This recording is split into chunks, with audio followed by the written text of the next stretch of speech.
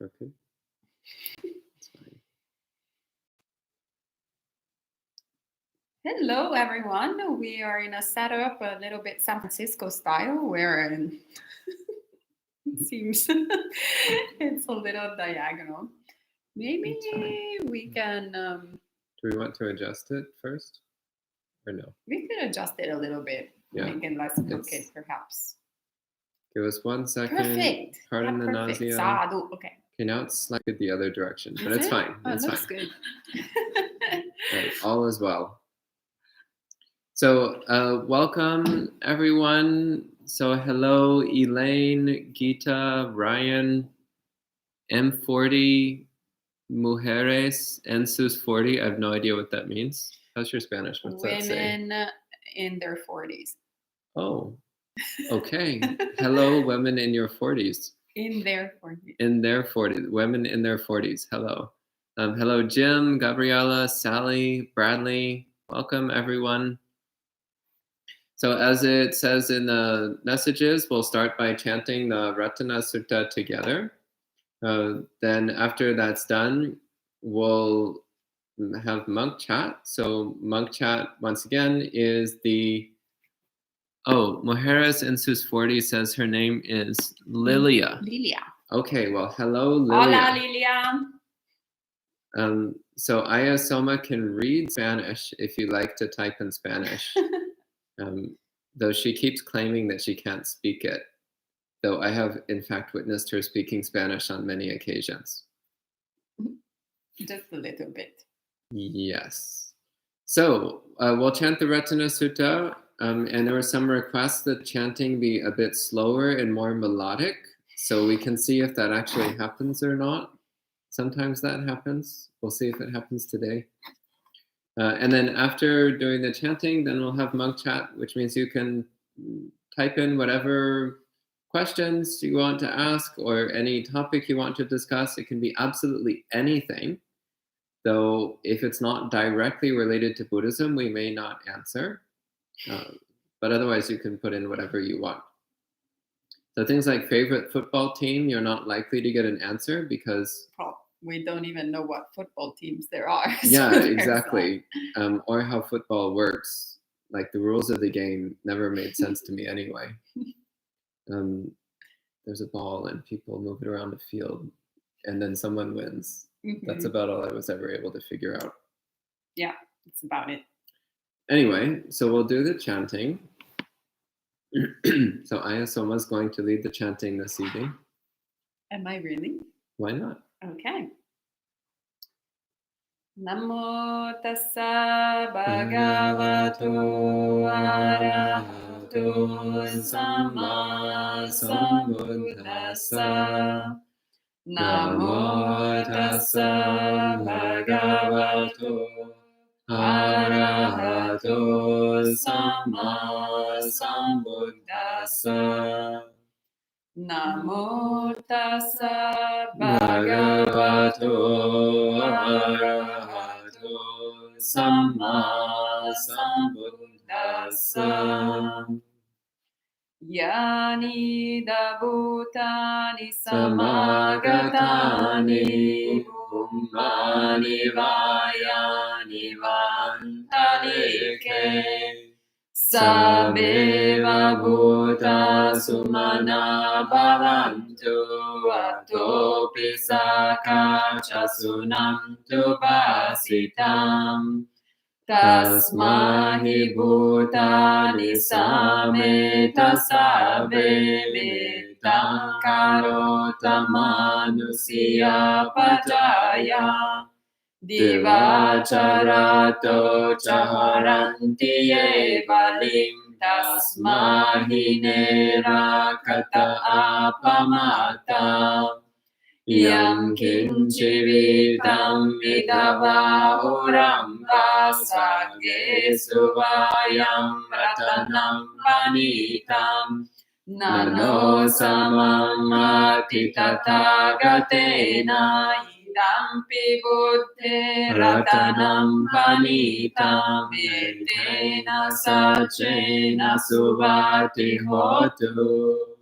Kayam viragam mamatam panitam yada jaga sakyamuni samahito nadena dhammena samati kinchi dampi dhamme ratanam panitam etena sachena suvati hotu Yang Buddha Seto Parivanayi Suchim Samadhimanam Darikanyamahu Samadhina Tena Samona Vijati Dampi Dhamme Ratanam Panitam Tena Sachena Suvati Hotu Ye Bhugala Tasatam Pasata Chatari Gani Yugani Honti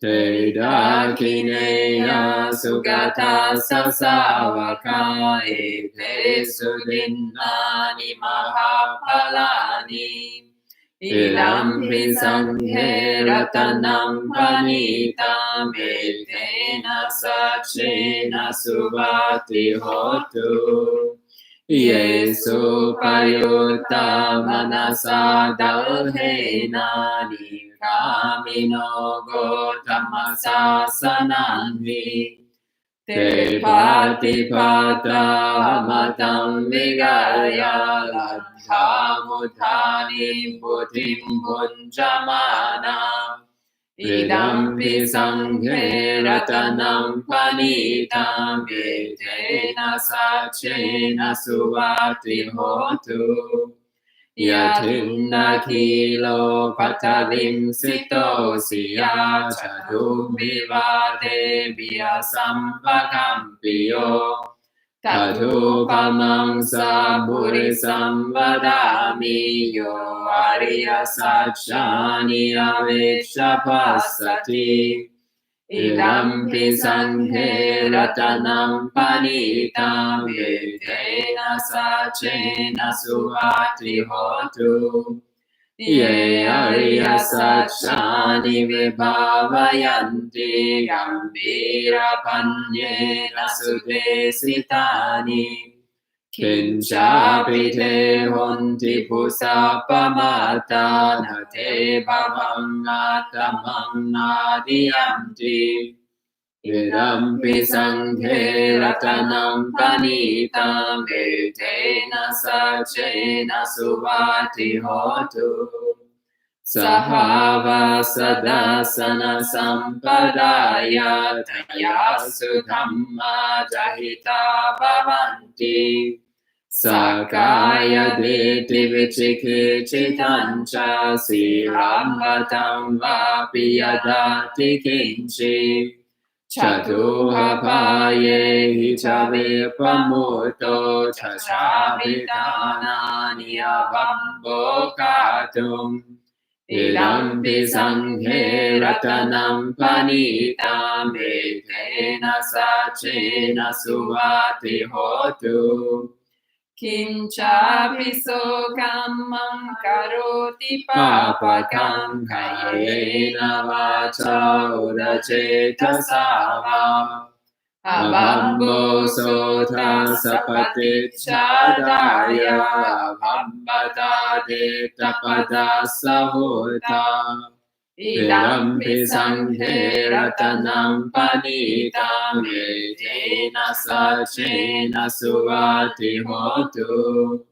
Vanapagumbe yatha pusidange gimhanamase patamasmin imhe Tatupamam dhammavaram adesayi nibbanagamim paramam hitaya Idampi buddhe ratanam panitam etena sachena suvati hotu Varo varanyo varado varaharo anutaro dhammavaram adesayi Idampi buddhe ratanam panitam yedena sakshena suvati hotu.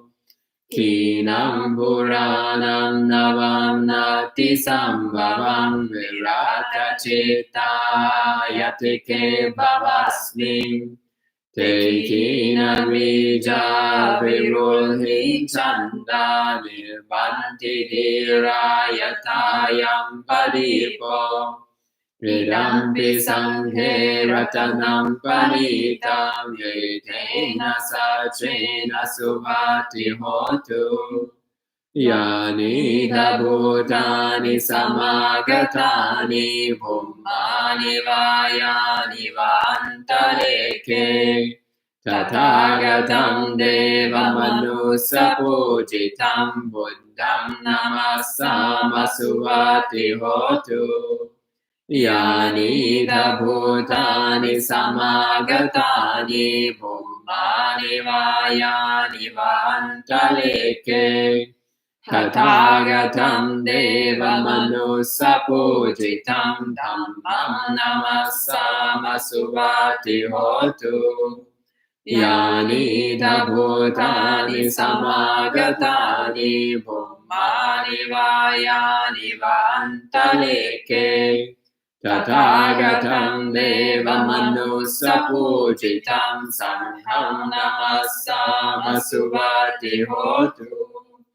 Etena sachavanjena dukhavupasamentu te. Etena sachavanjena vayavupasamentu te. Etena sachavanjena rogavupasamentu te.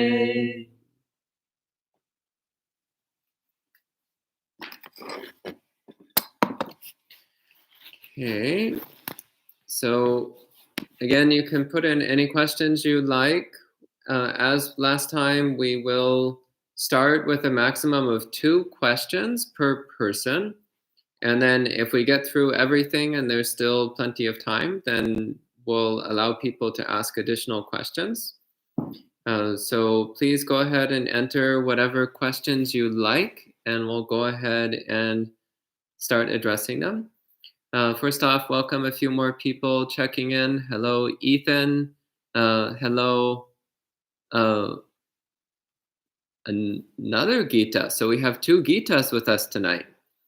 So Gita means song, for those who don't know. So lots of songs. Thank you all for joining in.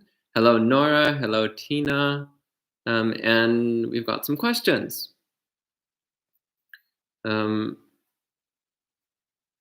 Okay, so Gabriella and Jim say that they're fully stocked on sutta things. That's great. Jim asks, does one stop breathing in the 4th jhana? There's a sutta where it does say that the in and out breathing stops in the 4th jhana, but I can't remember off the top of my head what sutta it is. It might be the Chula Vedala Sutta, but possibly not. Oh, Jim's referencing it already. Well, if you already knew the answer, why did you ask the question? Were you testing me? Well, yes. Okay, fair enough. I fail. I'm an utter failure on that particular one. He says because it is unclear. Yeah, that's always been my understanding. And what tends to happen, even in pre-jhana states of samadhi, as your samadhi even gets close to 1st jhana, your breathing becomes extremely subtle, extremely soft.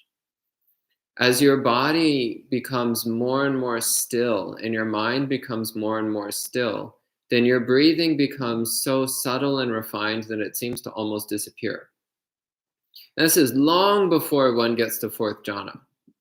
So, although I don't profess to have direct experience with 4th jhana, it's quite easy for me to see how breath could be completely absent by that point.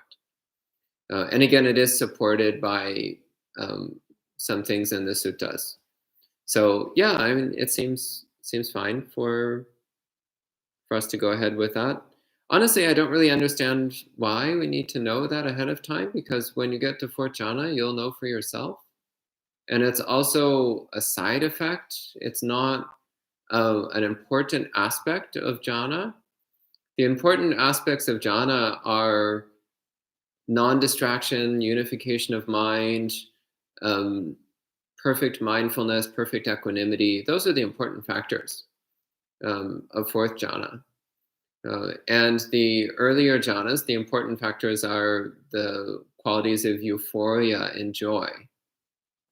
So I wouldn't get too hung up on the breath stopping. That doesn't strike me as being the most important aspect of jhana practice. It strikes me as a relatively minor aspect, which is probably why it doesn't come up in most of the suttas where the Buddha talks about jhana. Okay. Do you want to take the next one? I could, but actually I think you can have some interesting things to add also on the Mahayana tradition on that one. So I would actually like to listen to your answer. The one about hell karma? It has to... Also in terms of the number of precepts, it could be interesting if you spoke about it. So Gabriela asks, in Anguttara Nikaya 10.224, it is said that one doesn't only make hell karma by doing evil actions, but because they encourage others to do these things, they approve of these things, and they praise these things. That's quite true, yes. And it's not just in that sutta. There's many, many suttas where the Buddha says that to encourage other people to do unwholesome things is itself bad karma.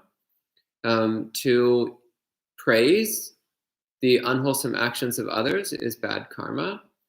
Even to silently approve of the unwholesome actions of others is bad karma.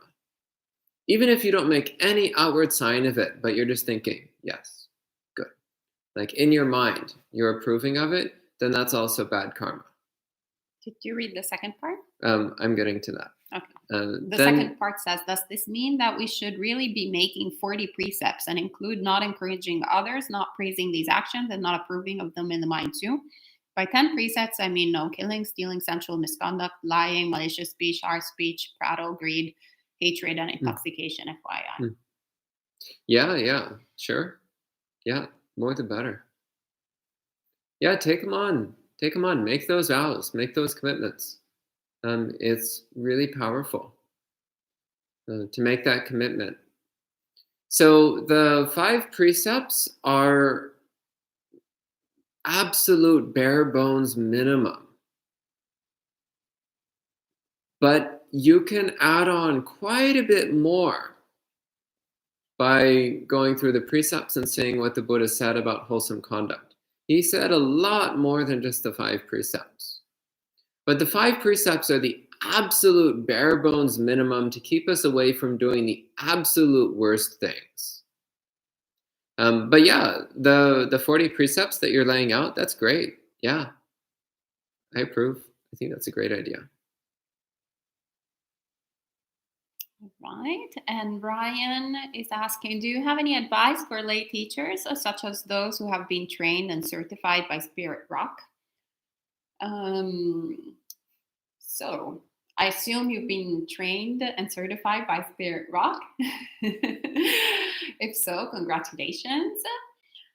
So I recommend a few things personally. One, really taking the time and effort to study the traditional teachings of the Buddha, so the suttas, keeping them in mind. I am saying this because normally, at least with my interaction with sort of secular Buddhism or lay Buddhism in this country, with lay teachers from Asian Buddhist countries, I've had a different experience. But with Western lay teachers, not all of them, but quite a few of them, seem to have a lot of emphasis on the twofold or threefold path. So a lot on meditation practice, but there's some core teachings of the Buddha that are either overlooked or not mentioned.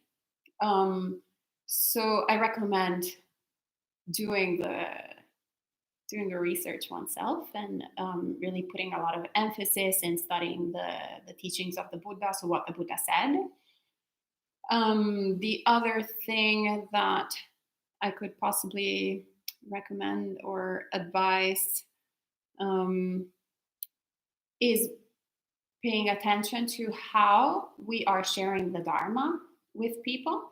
So in Italian, we have this saying that money gives eyes to the blind. So when we are monastics, we take certain precepts. So personally, myself and Bante do not handle money personally. So that makes it much easier. Then there are other monastics that do handle money, but still, since they're monastics, it's very much kind of contained. So very limited by the community. So that also creates a lot of protection.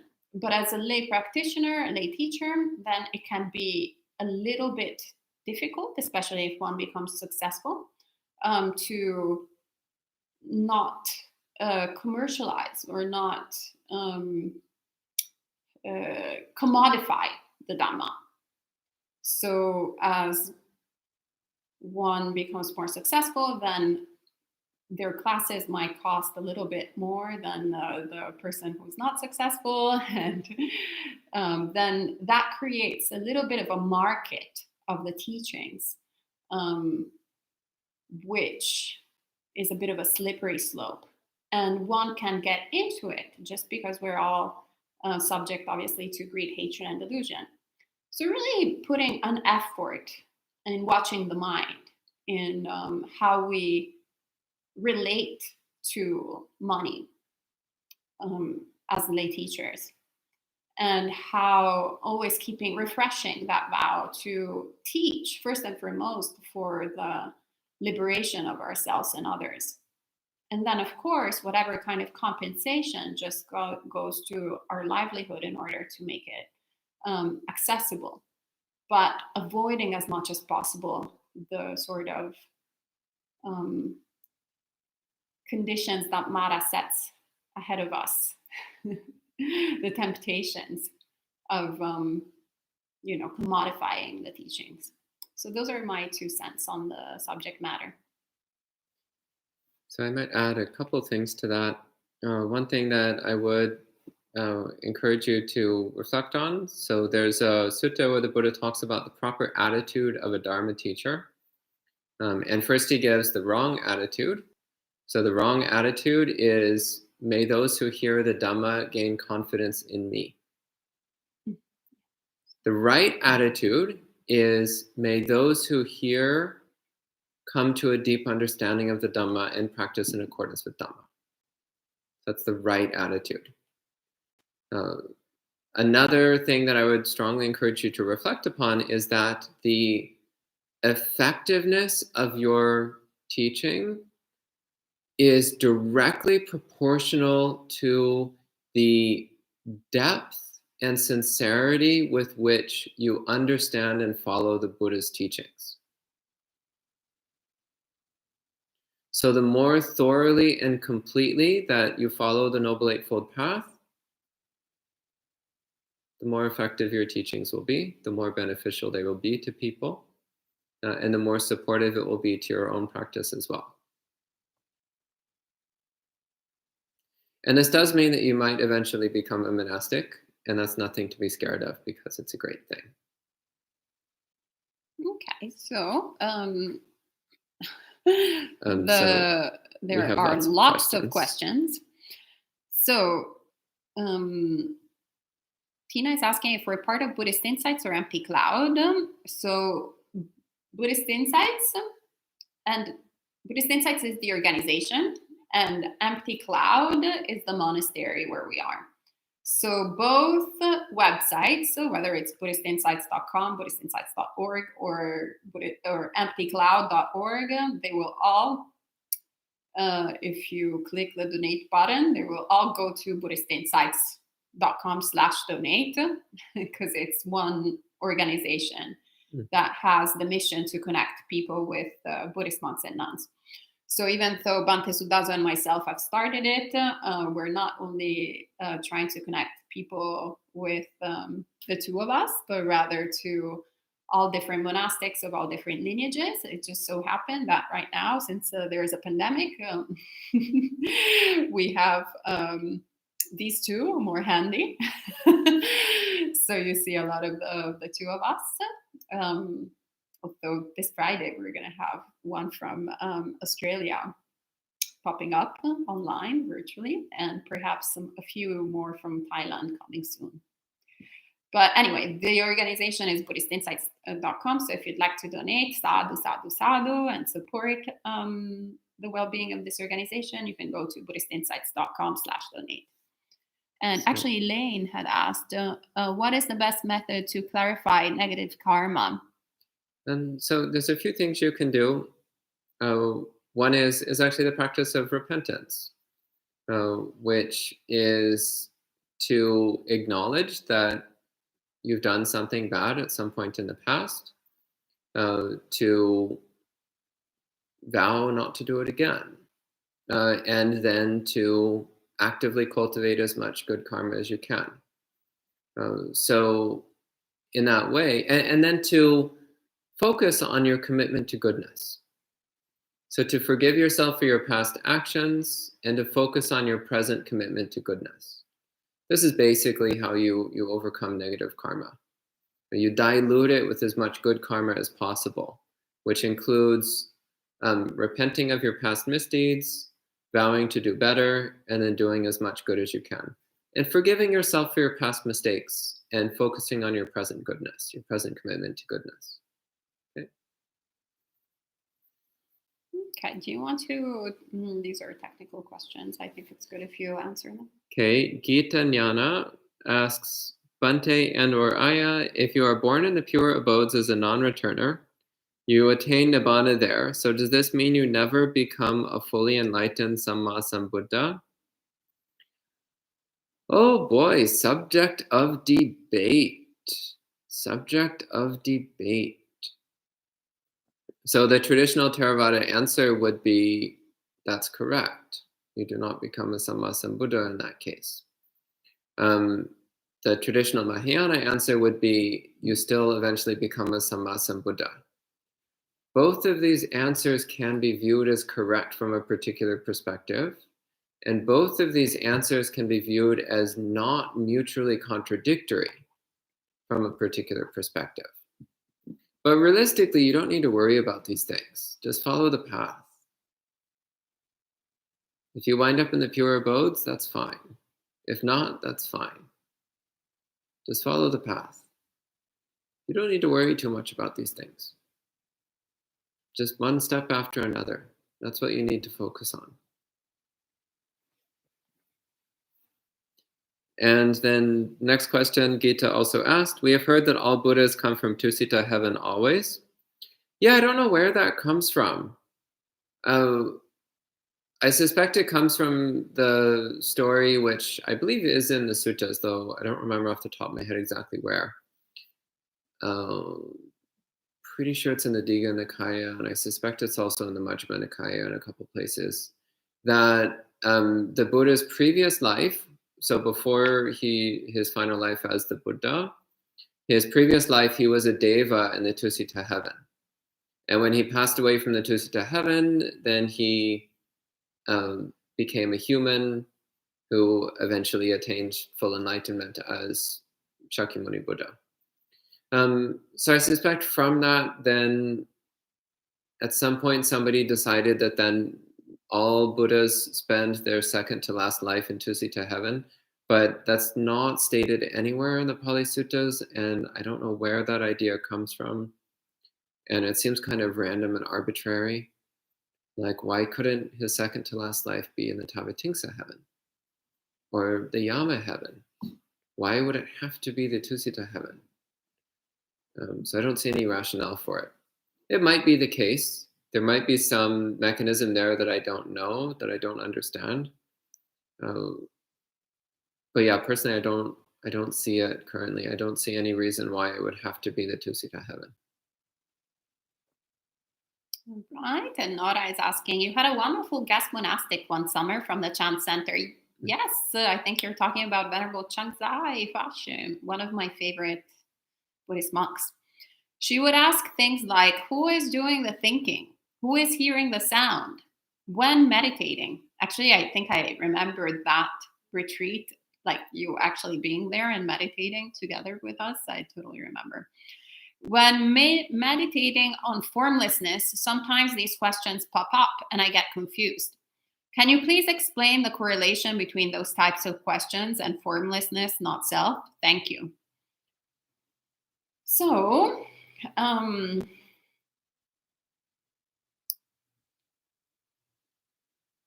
once again, I love Venerable Changzai, so that's why I'm smiling, because I was also talking about her quite recently with Jen. And actually with Monica, who was our previous resident, we were talking about exactly this meditation practice, Huato. So, which I'm totally butchering the pronunciation, but Bante has, how about you say it, Huato? How do you say it? We have a native Chinese speaker in the room. We should be asking her. But I think I asked her already, but she didn't know because she didn't know the Huato. Huato. So hua meaning speech or statement, and to meaning head. Okay, perfect. Yeah. So that's a better pronunciation. And then we have the native Chinese speaker who will have the perfect pronunciation, but she's a little bit far away from the microphone. Can you say it anyway, please? Huato. Okay, thank you. Approved, Bante's pronunciation approved by Jen. So Huato practice. And which is a form of basically Vipassana practice. So getting my understanding of that practice is that by asking these questions, it's not really necessarily like the looking for an answer for these questions, but rather creating a sort of opening in the mind, questioning the solidity of certain concepts that we take for granted. So what were the ones that she was using? Yeah, who is doing the thinking, who is hearing the sound of what you're, for example,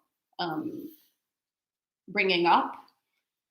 So those are normally, do we question?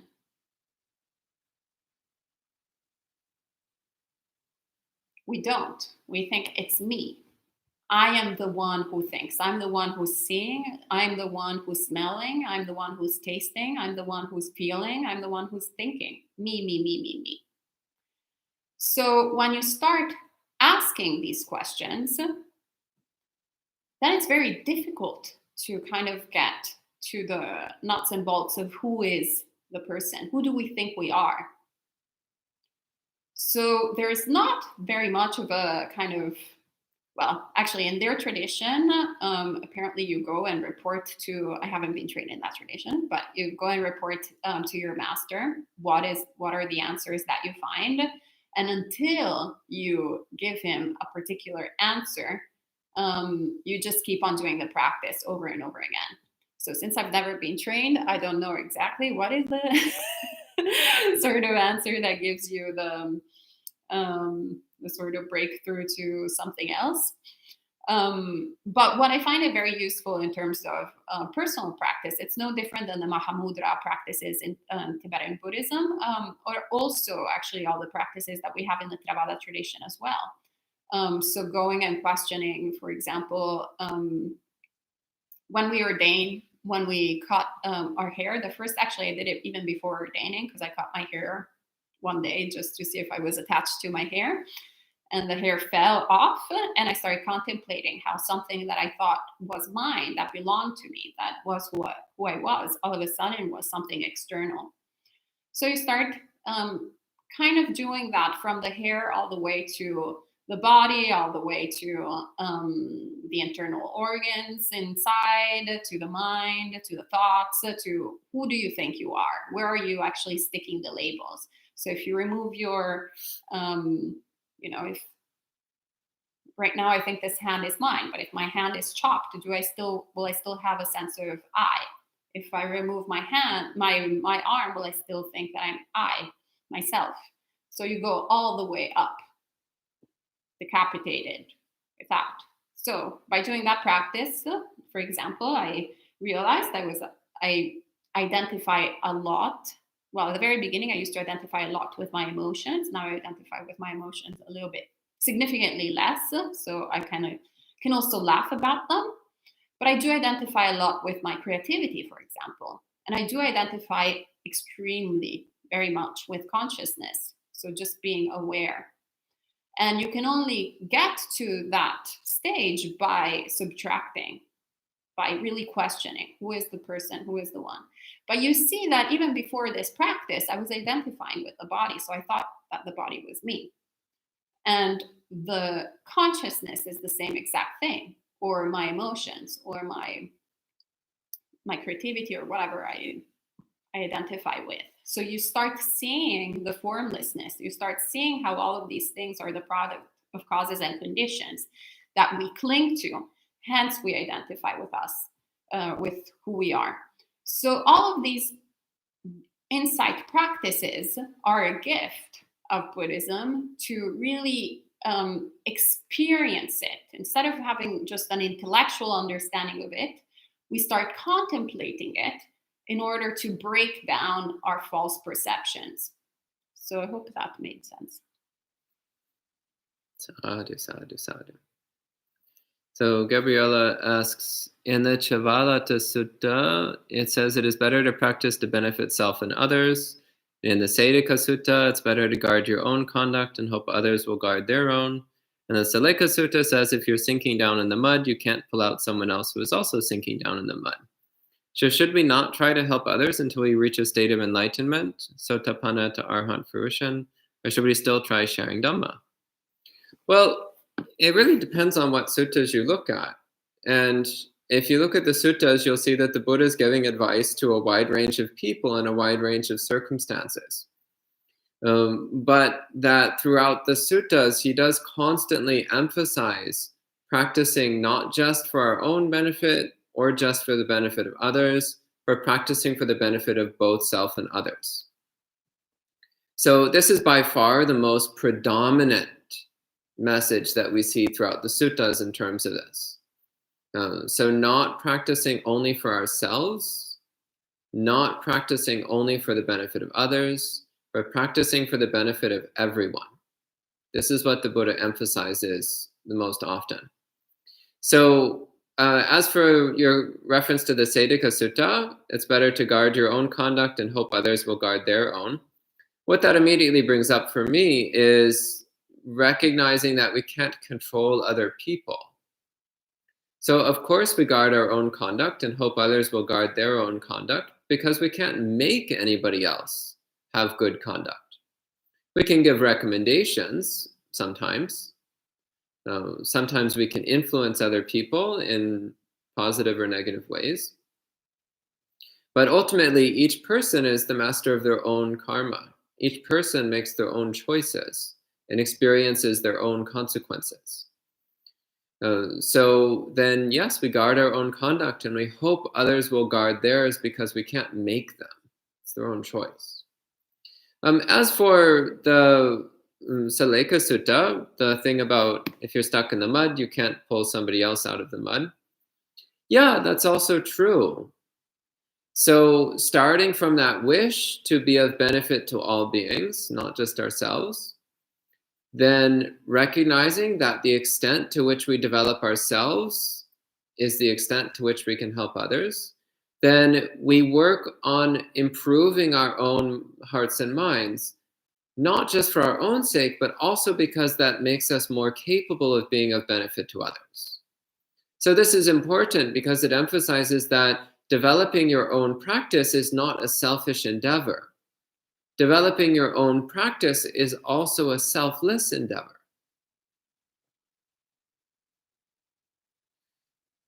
So a while back, I was talking to a Mahayana practitioner. I think it was a bhikshuni, but I don't remember off the top of my head who.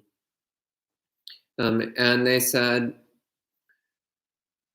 practicing meditation is also a bodhisattva activity. Which kind of, you would think that goes without saying, but it's actually a really important thing.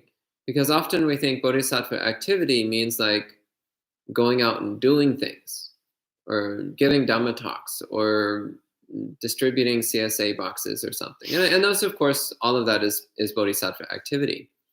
But so is purifying your own heart. So is going on meditation retreats. So is spending hours in your room reading the suttas. All of that is bodhisattva activity. And all of that is benefiting beings. All of that is for the benefit of countless beings. So it might look like you're just selfishly sitting by yourself and meditating and studying all the time. But if you're doing that for the benefit of all beings, then it is for the benefit of all beings. So as I see it, these three references to the suttas that you're making are not contradictory to each other. They're just highlighting different aspects of the same message. At least that's my understanding of the Buddha's teachings. And if I can just add one little quote from Master Sangyen, which is more paraphrasing rather than quote. Master Sangyen was the founder of Dharma Drum in Taiwan. So he said, yes, it's true that you have to learn, that you have to know how to swim in order to save someone who's drowning. But at the same time, in order to swim, you have to be in the water. So you need to learn how to swim in the water. You can't learn outside. So all of these things need to be done at the same time. So getting to a sort of stage where you have something helpful to say or to do or to help others. But I would say in order to attain perfect enlightenment, you still have to learn how to swim properly while you're in the water. And one more thing on this, you say, should we still try sharing Dhamma? Absolutely. Yeah. Because also when you share Dhamma, then it spurs you to understand the Dhamma more deeply. So I've learned a tremendous amount through sharing the Dhamma with others. It's been incredibly transformative and beneficial for me. There's one monk I know who he somehow managed to go the first 10 years of his monastic life without reading the suttas, like hardly at all. Like he barely even glanced at any of the suttas at all for 10 years. Basically had no clue what was in the suttas. And then after 10 years, he started being expected to give Dhamma talks. And as a result, then he started studying the suttas very diligently and persistently, because he wanted to be able to give good, accurate, useful talks. So I found this really interesting because this was a monk who, like, his favorite thing was to like go to the workshop and like carve things out of wood and like hang around and chat with people and like do little work projects here and there. And of course he liked to meditate too. But he was never the studious type at all. But then when he started to be in a role where he had to share the Dhamma with other people, then he had this sense of responsibility of like, if I'm going to share the Dhamma, then I need to know the Dhamma. And if I want to know the Dhamma, then I need to read the suttas. And that's something that he hadn't been doing for the last 10 years. So he started. And now he's actually quite an impressive monk. I like him quite a bit. And it's really obvious how his this change in attitude towards the suttas has benefited him tremendously. So in your case, I think you already have a fair amount of knowledge about the suttas, which is great. But also you'll find that when you do share Dhamma with others, it makes you think more deeply about the Dhamma. And especially when fielding questions about the Dhamma, then you start to reflect and you realize, oh, that's what the Buddha meant. Or you start thinking, oh, maybe I don't understand this as well as I thought I did. Maybe I should explore this a bit more or ask some teachers what they think about this. And also, don't be stingy with the Dhamma. If you know something that might be of benefit to somebody else, share it. You're handing out pure gold. Well, maybe slightly tarnished if your understanding is not so great, but tarnished gold is a lot better than nothing. Okay, you want to take the next one? It's actually directed to you, so. Well, I'll hand it over to you. No, it's here. Okay, fine. So this one says, Bhante, can you explain more on Viparinama Dukkha and Sankhara Dukkha? So these are apocryphal terms. They're not actually from the suttas. So I can only speculate on what's meant by them. Viparinama means change. And Viparinama usually has the implication of disaster. So not change in the sense of like, I changed the bread dough into bread loaves, but change more in the sense of like, I went from healthy to being terminally ill. That's Viparinama. So it's disastrous change, catastrophic change, extremely harmful and unpleasant change. But sometimes it just more generally means things changing. So Viparinama Dukkha is the dukkha that comes from things changing. And usually this is directly related to our attachment to things. So we're attached to our cat. So then when our cat gets sick, we're really upset. We're attached to the chocolate cake. So when we go in the kitchen and our roommate ate it, then we're really upset. We're attached to being young. So when we look in the mirror and we see wrinkles and gray hair, then we get really upset. So that's Viparinama Dukkha. It's the discomfort and dissatisfaction that comes from things changing in ways that we don't like. As for Sankhara Dukkha, honestly, I have no idea. I have no idea what that means. That's not a term that the Buddha ever used, so it's not a term that he ever explained. So I know what Sankhara means, and I know what Dukkha means, but I don't know what Sankhara Dukkha means. Okay? Okay. And Sally is asking, these days after retreat, I can't maintain sati in activities, and it takes me 30 minutes to gain back sati in meditation. Are there any methods I can deal with restlessness? Maybe try to recite Buddha when I remember all day long. Is there anything I should pay attention to using this method, which is different from Kaya Nusati? Yes, relax. You need to relax. I mean, it's really beautiful that you have all this enthusiasm for the Dhamma and for practicing. But if you're too hard on yourself, you're going to risk burnout. So now you're very enthusiastic, but then the more you're hard on yourself and like, oh, now it took you 30 minutes. Now it took you 31 minutes. Now 32 minutes. Like, no, you shouldn't. That's actually a great opportunity to look at impermanence of the mind. Or like, oh, before it took me whatever, it was very seamless. So my mind had a way to be mindful for longer periods of time. Right now, my mind is restless. Well, let me see what restlessness actually is. So that becomes your object of meditation. Understanding clearly, seeing things as they are instead of practicing aversion and wanting for things to be in a different way. So yes, you can, if you want to, you can recite Buddha, or you can pay attention to the sole of your feet when you go about and doing things. So trying to really pay attention to what you're doing. But at the same time, also remember you're not a monastic in a silent meditation retreat in the middle of nowhere. So you are, I seem to understand, living with your parents, with your family, doing a few different things.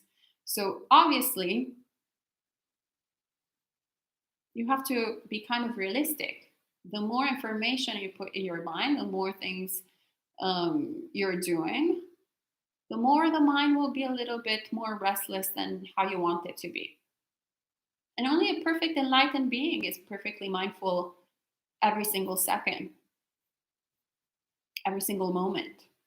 So be gentle with yourself and go, okay, well, during retreat, I created really awesome conditions so that now, actually, it only takes me 30 minutes to be mindful in meditations. Only 30 minutes. It used to take me 7 days. Now it only takes me 30 minutes. That's wonderful, incredible.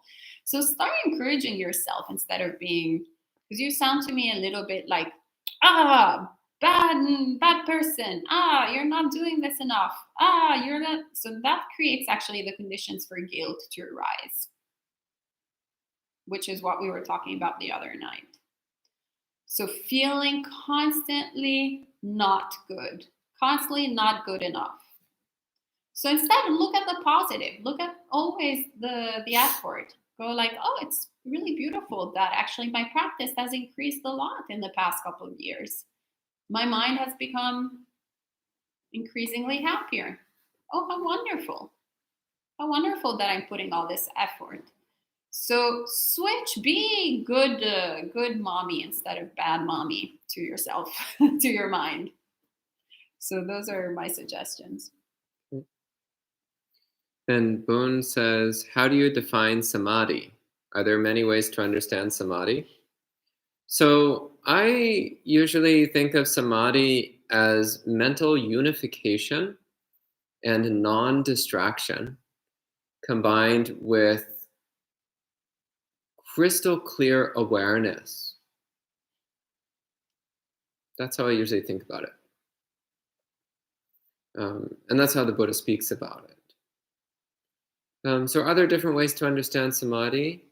Yeah, there are, but this is the way that the Buddha spoke about it in the suttas, so it's the way that I like to refer to it and speak about it. There's some apocryphal texts which describe samadhi in a very different way.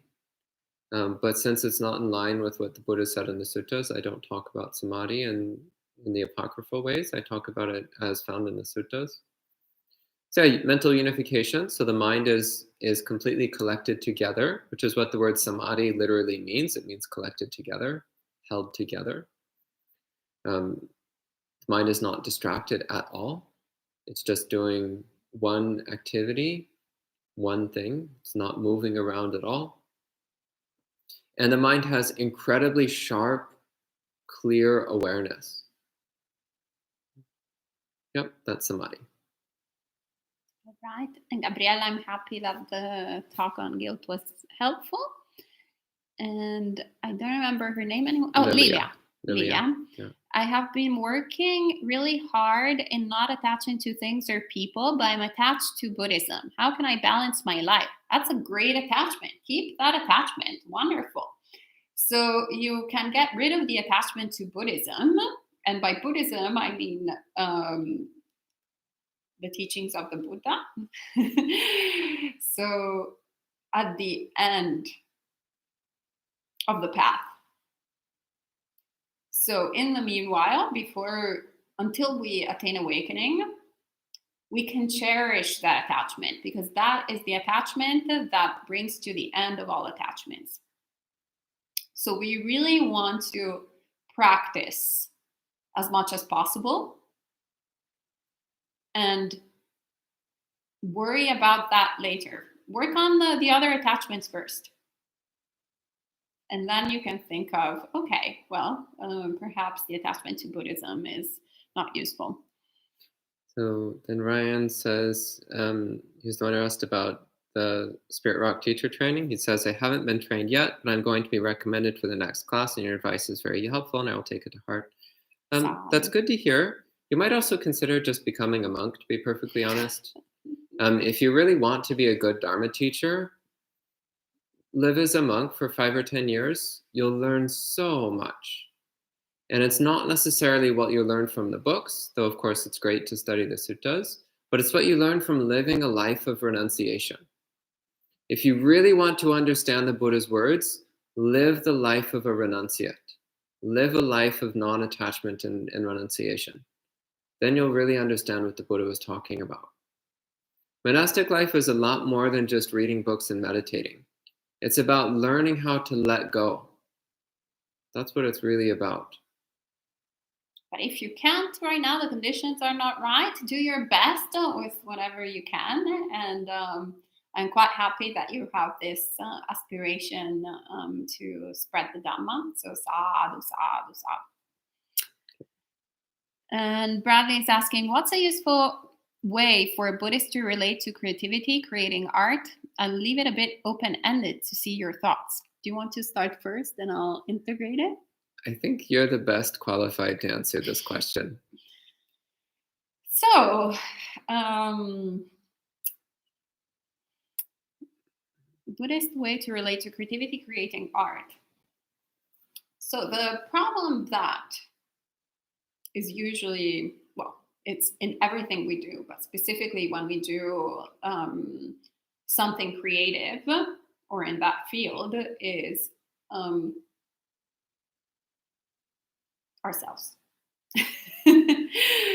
So our ego that gets into the way, because normally it's I am writing. I am the fabulous writer or the terrible writer. I am the fabulous painter or the terrible painter. I am the fabulous whatever creator of whatever we want to create, or I'm the terrible creator of whatever. So there's a lot of sense of identification in whatever we're producing, as opposed to in a menial job. So for example, if we're cleaning the altar and we don't do an impeccable job, or if we're cleaning the floor and someone comes up to us and tells us, well, you haven't cleaned the floor that well, we're kind of like, oh yeah, maybe you're right. Yeah, okay, let me clean it properly. It doesn't really affect us that much, because we normally don't identify as the floor cleaner or as the whatever kind of task that we're doing. But when it comes to creativity, there's a whole layer of persona that we put in, so we can become very much attached to that. So obviously, it's both the most difficult area where we can practice the teachings of the Buddha, but also the most productive way also an excellent opportunity to actually really look at our defilements. Because as Buddhist practitioners, we start becoming less and less, or more and more open to receiving admonishment as time goes by, and if we're practicing properly. But obviously, there's still like some points where it's very difficult to let go. So I remember at the very beginning of my practice, Bante one day had the audacity of changing the fonts on a document of Buddhist insights. Little did I know what I was getting into. Oh boy. And it was actually quite amusing, because a few months ago, I was looking through my emails and I found this email of this exchange about this document and the fonts. And the reason why actually we were having an email exchange, it was because it was during a retreat where both of us were working and we couldn't really talk in person. And I was furious about this change of font. And he was completely like not understanding the gravity of changing the font of my sort of what I perceived, not even as a work of art, but something that I really understood. And he was demeaning. So there was this big, strong kind of hostile interaction, mainly from my part. I will take the blame. And him in the end going, yes, okay, I really understand. I'm so sorry. Change the font. I will never do it again. And it took me a while to forgive him about that that sort of episode. And 4 years later, when I saw that email, I just started laughing about myself, my previous self. Because I also remembered exactly what was going on in my mind at that time and how I felt so strongly about the fonts. But these days, my attachment towards the fonts or towards things that are creative and that that sort of equation between who I am and creativity, the talented person or whatever it is, has loosened up a little bit. And that loosening up has created room for laughing at my previous self and also laughing at myself right now. So when I still get irritated sometimes in terms of, I don't know, choices of pictures or photos or wordings in one shape or form, then I can laugh about my irritation, and I can start letting go a little bit and going like, oh, whatever, we have a really ugly picture, it's kind of fine. Or that wording is quite terrible, and I know that as a journalist back in the day, that would have been completely unacceptable, and I know how to do it better. But is it really important? No, it's not. So kind of creating that openness where we stop taking ourselves that seriously. And that creates room for being able still to create, still to do things that are beneficial, that are useful. But at the same time, stop attaching to them, stop identifying to them, or loosening that up until then we're completely detached from it. So that's why I'm saying that it's both like a very difficult area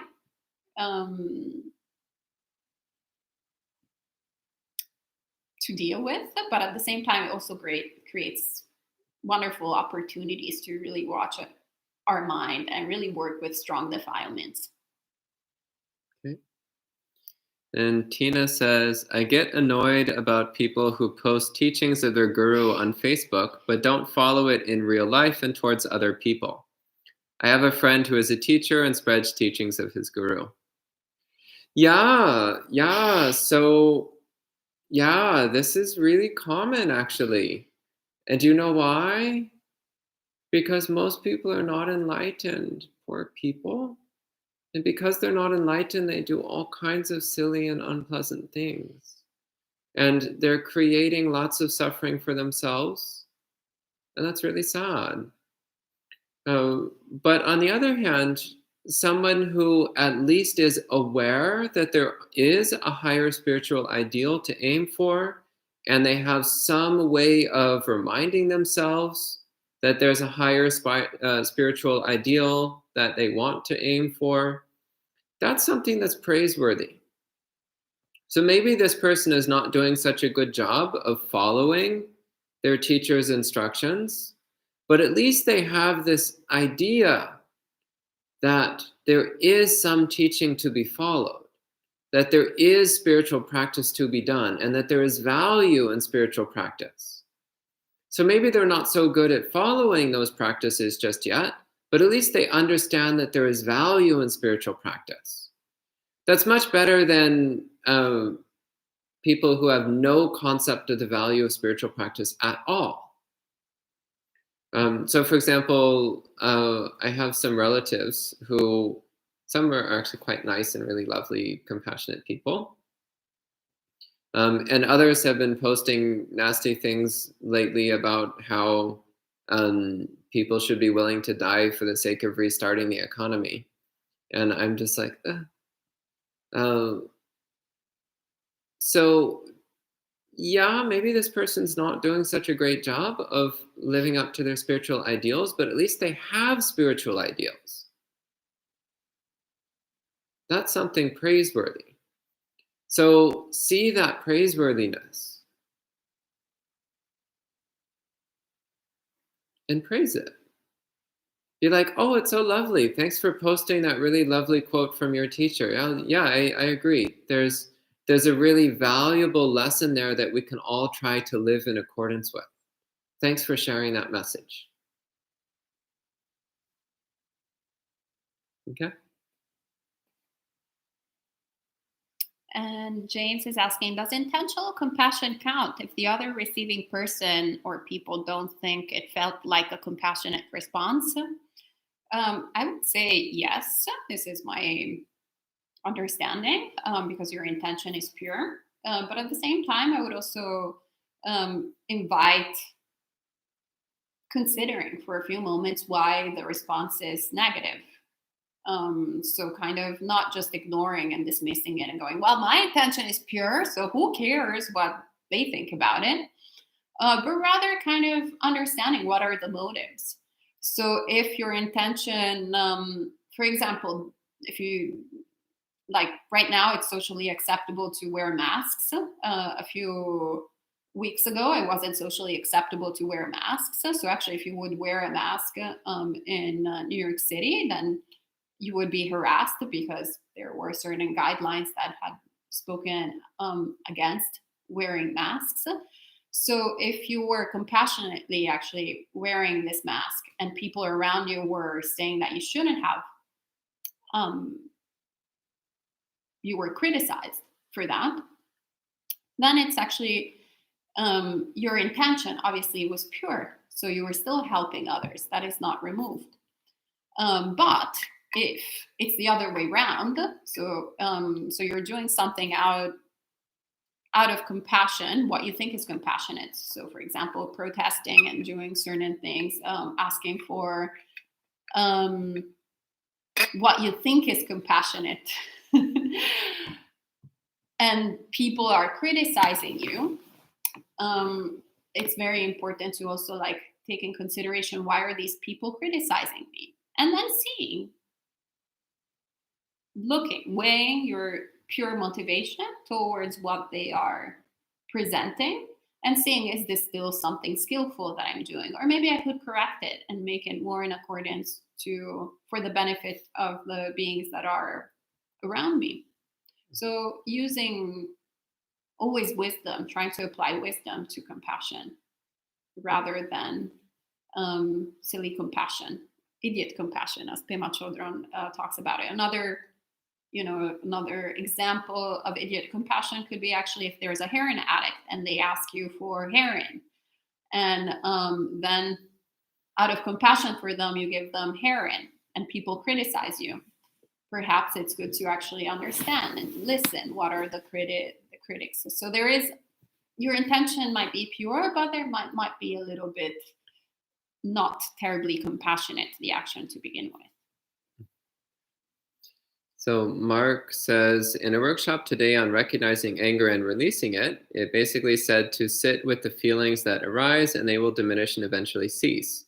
Can you say more on working with anger and releasing?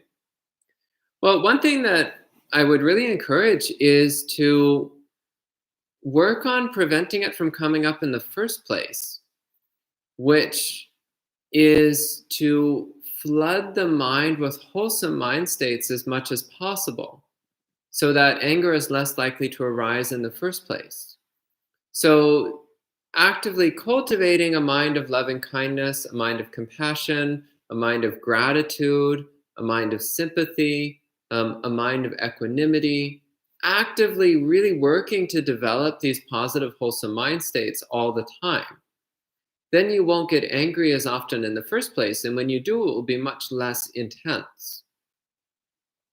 Then when the anger does arise, sitting with it and letting it diminish can be effective, but it can also be challenging because often we're of two minds. One part of our mind thinks it's just watching the anger, but another part of our mind is actually subtly fueling the anger.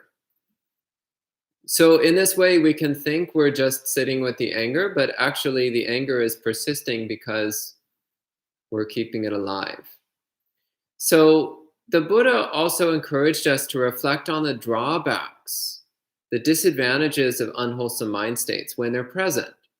So noticing how uncomfortable the anger is, reminding yourself that anger is an unwholesome mind state that leads to making bad choices. It's an unwholesome mind state that brings us away from awakening, that mires us deeper and deeper in dukkha, and that leads to us indulging in all kinds of bad choices, breaking precepts, for example, saying harsh words, doing unkind things. And it weakens our samadhi. It's really hard to have samadhi when you're angry.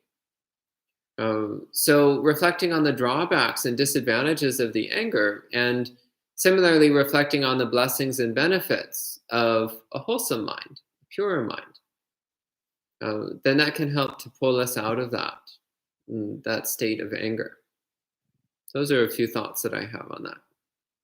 And hello, Bante Akaliko. Hello, So happy. Bante. Yeah, happy to see you joining in.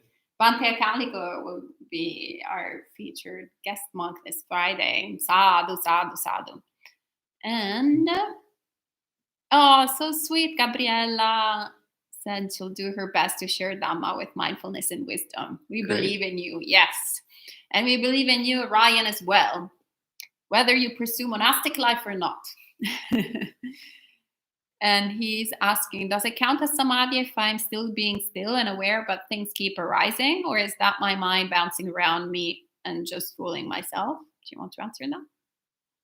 So it's normal that things will keep arising, at least through first jhana. Just don't be bothered by it. Don't let it distract you. If your mind is not distracted, then a little bit of noise in the background is not a problem. And it will eventually go away on its own. So the background noise is only a problem if we choose to be distracted by it. If we choose to not be distracted by the background noise, then there's no problem. Okay? And you might be 45 years old. Well, good news. Most Western monasteries, the age limit is 50. So you're 5 years under the age limit. That's good. And actually, in most monasteries in Asia, there's no age limit at all. Some places there are age limits, and some of them it's actually quite low. Like some places the age limit is like 35. So you've lost a few options, but you still have many, many, many options open. In 45K, I don't know what you mean by that. Severely bipolar and require medication to be stable. That sounds like a number of monks that I've met. So again, not necessarily an obstacle, but definitely go to some monasteries and just talk to them about your conditions. Say, if you're interested in monastic life, say that you're interested, but also say that you do have these conditions and you're wondering what they recommend. But if you don't want to become a monk, it's also okay. He's like a very much monk recruiter. Hey, well, the military actively recruits people. I don't know why the monasteries can't do it too. Oh, yes. Actually, Bhante Sujato had an incredible plan, but it was more soft than yours. It was through the app.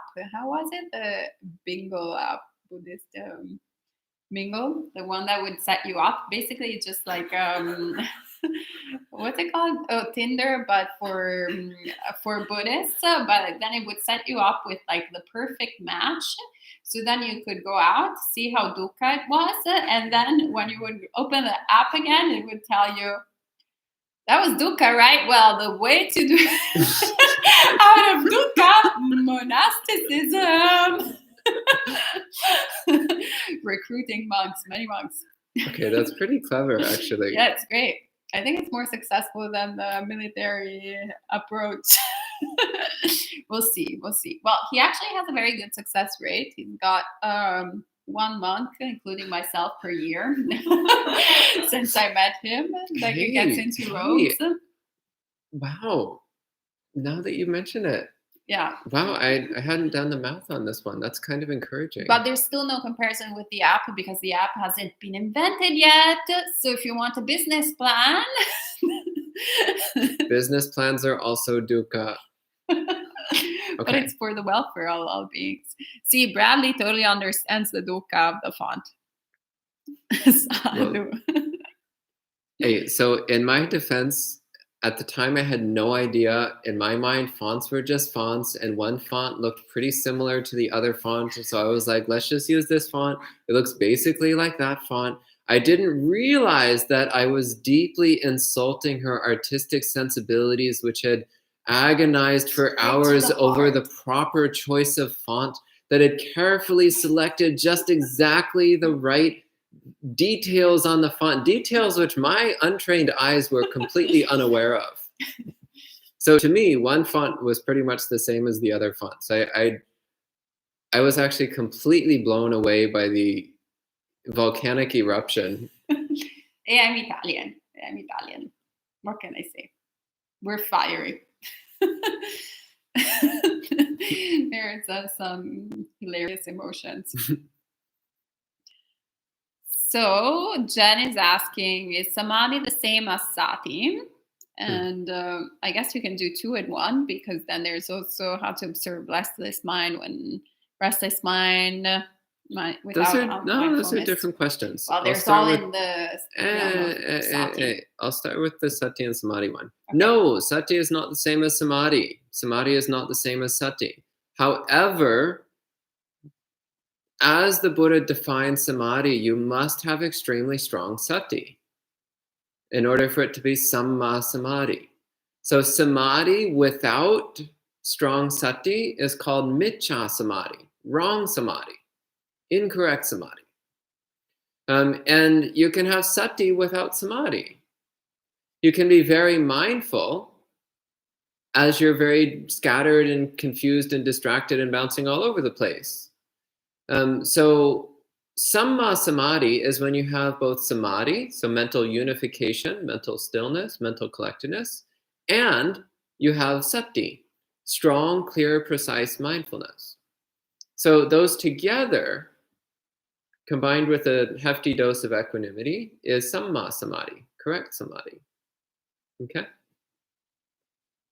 And Jen says, this is why I left Facebook. I don't know what that comment is in reference to, but... It was in reference to the gurus on Facebook. Oh, gurus on Facebook? That's why you left Facebook?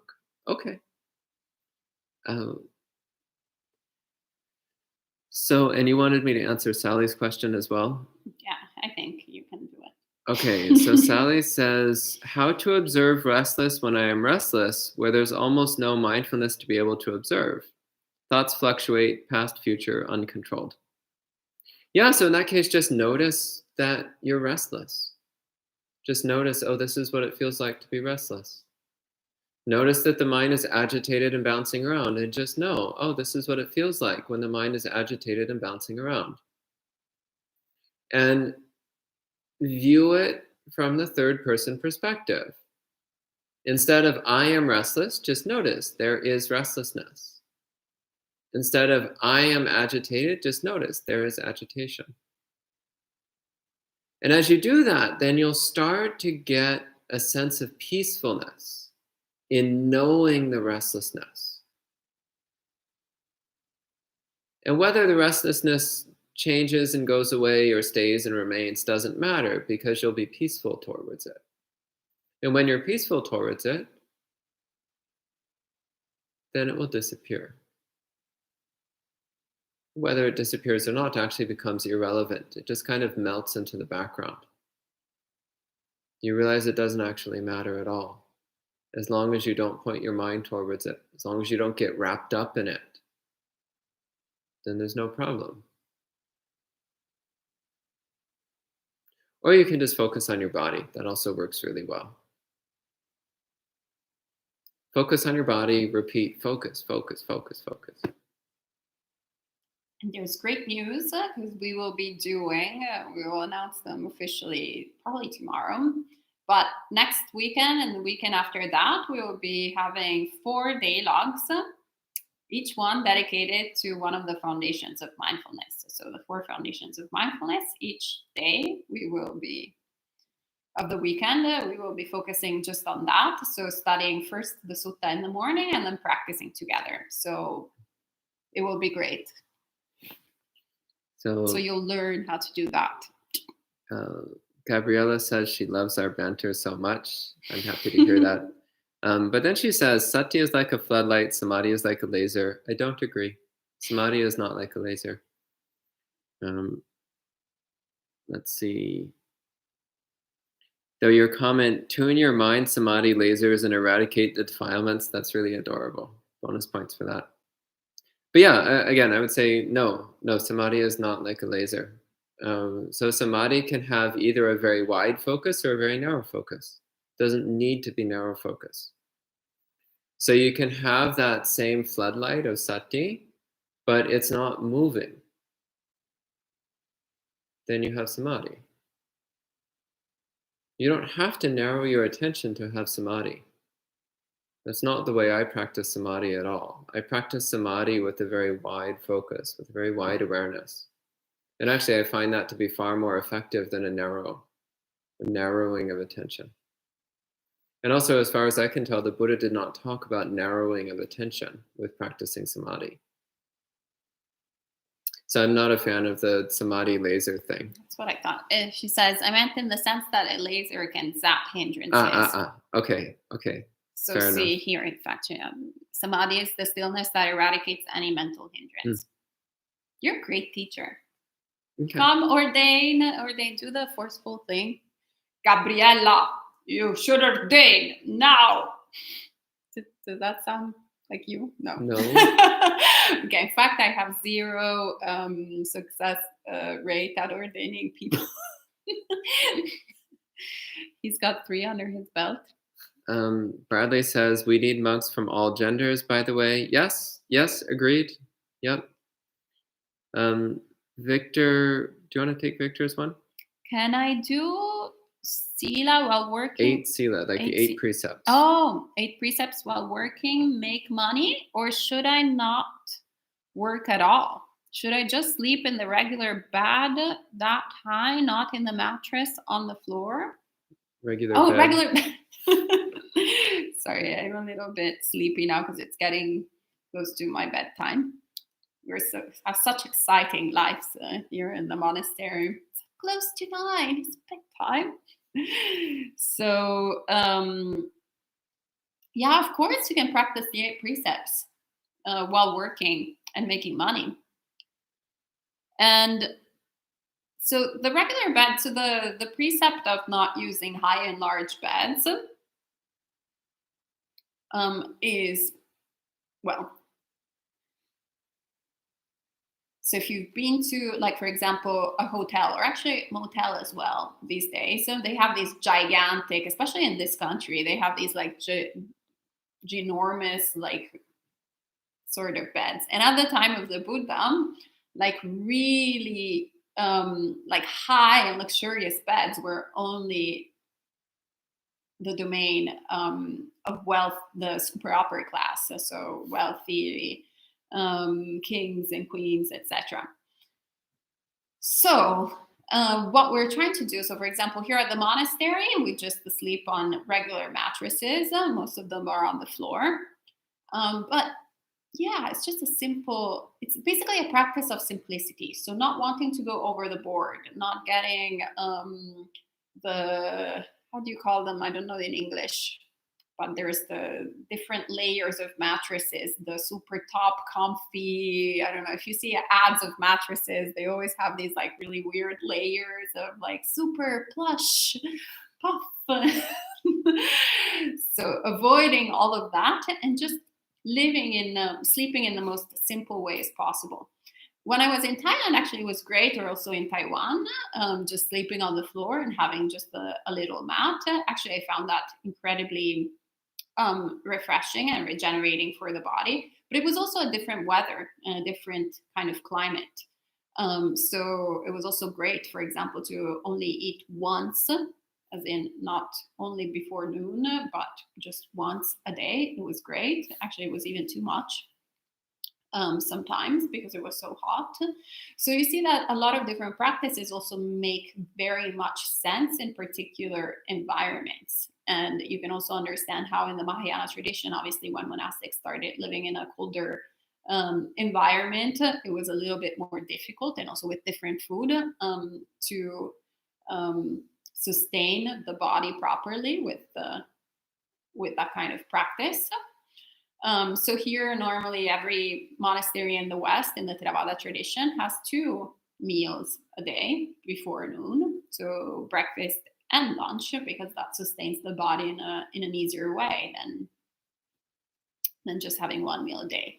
Similarly, there are certain things that also go with beds. So I wouldn't wrap myself too much on the length of the bed, but just see what kind of mind and intention do you have? Like, are you actually trying to have the most comfortable, luxurious, sleepy and comfortable situation, or are you just trying to practice? And also, why are you taking the 8 precepts to begin with? So even though it's great to add on precepts, it's also very good to master the precepts that one has already. So if you're practicing with the 5 precepts, try to be impeccable with the 5 precepts. And then practice the 8 precepts for periods of time, as much as you can. But don't get too wrapped up. I'd say that the 5 precepts, if everybody would be practicing the 5 precepts, we wouldn't be living in a pandemic time. It would be great. So Boone says, can we say samadhi is stability of mind? I would say that's part of it. Part of it, but I wouldn't just say stability of mind. That seems incomplete to me. But that's an element of samadhi.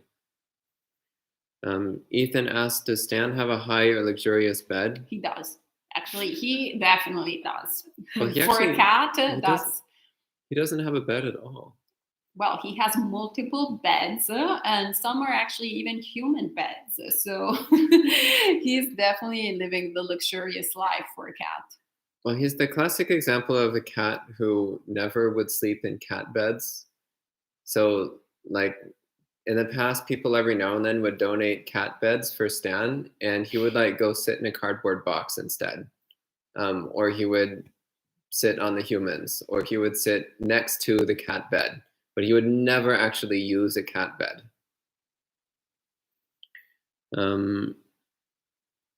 Then Gita says, does one-pointed focus on meditation hinder wide awareness?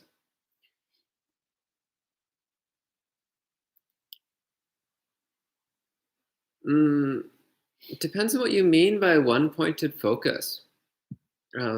So I'm not really sure.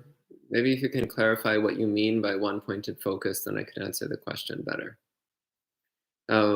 What I would say is that wide awareness does not hinder samadhi.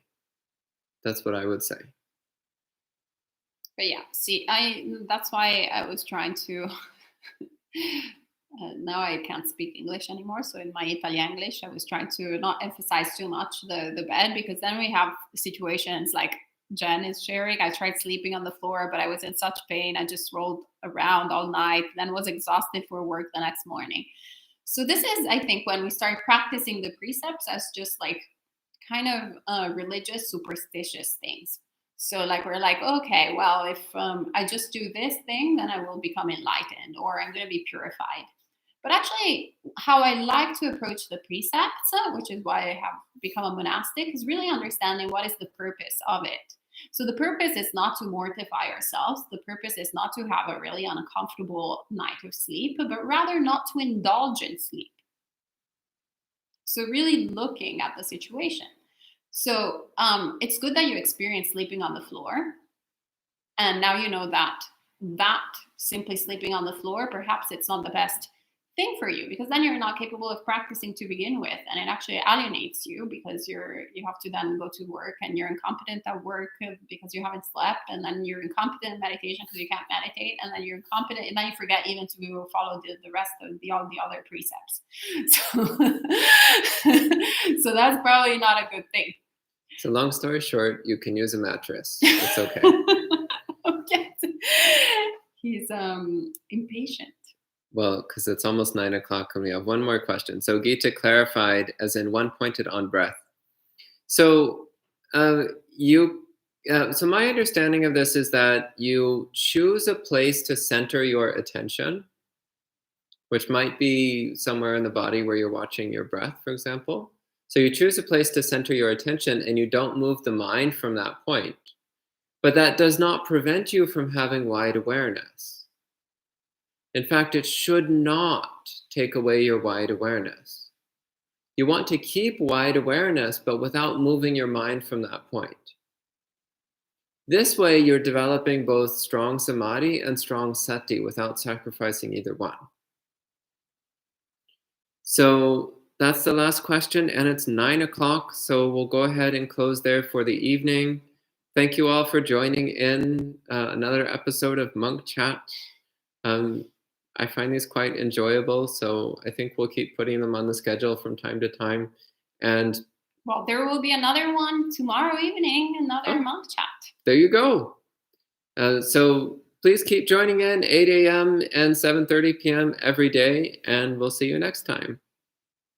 Sadhu, sadhu, sadhu.